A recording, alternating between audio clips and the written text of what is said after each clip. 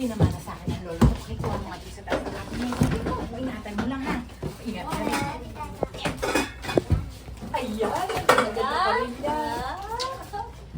Minsan mo lang ilabas po ito na yan. Pag may special na okasyon. Siyempre naman, espesyal ang bisita. Oo naman, ang gaganda pa rin niya. Sir Francis ha, kakain ka dito ha. Sige po. Okay. Ay! Ay! Ay!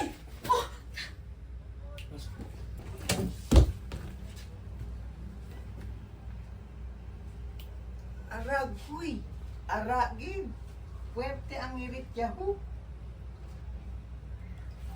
Tata, okay ka lang ba? Ano naman kasi, iingat ka. Alam pa naman yung sumalo sa'yo eh.